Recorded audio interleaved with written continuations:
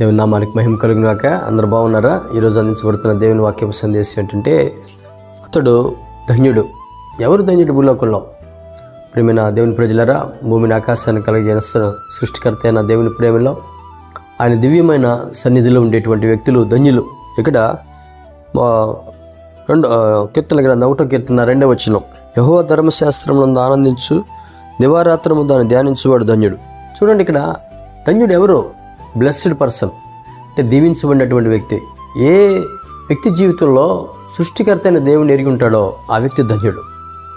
ధన్యతలోనికి వెళ్ళిపోతాం. దేవుడు ఇచ్చినటువంటి ధర్మశాస్త్రాన్ని ఆనందించు, దాన్ని దివారాత్రులు ధ్యానించువాడు ధన్యుడు. అతడు ఎలా ఉంటాడట? అతడు నీటి కాలవన యార నాటబడినదై ఆకు వాడక తన కాలమందు ఫలమిచ్చు చెట్టు వల్లే ఉండును. అతడు ఎలా ఉంటాడంటే, అతని జీవితం నీటి కాలవల యారన నాటబడినదై, అతని ఏర్లు నీటిని తన్నుతూ ఉంటాయి. నాటబడేటువంటి అనుభవం ఉంటుంది. నాటబడినదై ఆకు వాడక తన కాలమందు ఫలమిచ్చు చెట్టు వలె ఉంటుంది. ఆకు వాడదు. ఏ సీజన్ వచ్చినా కూడా దేవుడితో ప్రయాణం చేసే వ్యక్తులు, ధన్యతలో ఉన్నటువంటి వ్యక్తులు ఎప్పుడు కూడా ఆకు వాడని జీవితాన్ని దేవుడిస్తాడు. ఆకు వాడని జీవితం, ఆకు వాడక ఏ పరిస్థితులు ఎదురైనా, ఇబ్బందులు, ఇరుకులు, ఆర్థిక సమస్యలు, అనారోగ్యం, వేదన, శోధన, బాధల, కష్టాలు, ఇవన్నీ కూడా మనకు ధన్యతే. ఏది ఇచ్చినా కూడా ప్రభు వాటిని సహించి భరించే శక్తిని ఇస్తాడు. చూడండి, మనం భరించగలిగినే దేవుడు ఇస్తాడు తప్ప మనం భరించలేని, సహించలేని దేవుడు అనుమతించడు.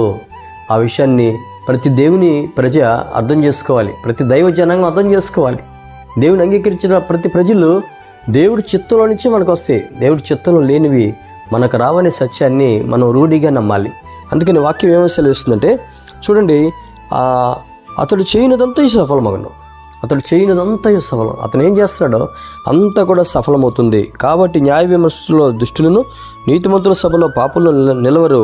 నీతిమంతుల మార్గం యెహోవాకు తెలియను, దుష్టుల మార్గం నాశనానికి నడిపించును. చూడండి, నీతిమంతుల మార్గం దేవుడు తెలుసండి. దుష్టుల మార్గం ఎలా ఉంటుందో తెలుసా? నాశనానికి వెళుతుంది. అందుకని మనం ధన్యతలోకి వెళ్ళాలంటే వాక్యాన్ని దివారాత్రులు ధ్యానం చేసే అనుభవంలో మనం ఉండాలి. ప్రార్థన. తండ్రి, స్తోత్రాలు, వందనాలు ప్రభుని దేవీ లేఖనాల నుంచి. ధన్యుడు ఎవరు? నైనా నేను అంగీకరించి నీ ప్రేమలో ముందుకు వెళుతున్నారు ధన్యులు. నాయన ఆకువాడక తన కాలమందు ఫలమిచ్చు చెట్టు వల్ల వాళ్ళు ఉంటారు. చేయనిదంతా సఫలం అవుతుంది అంటున్నావు. వాక్యాన్ని వీక్షిస్తున్న ప్రతి బిడ్డ ఈ ప్రేమలో వదిలి వరుసలు ఉంచమని యేసు నామములో ప్రార్థన చేస్తున్నాం తండ్రి. ఆమేన్. God bless.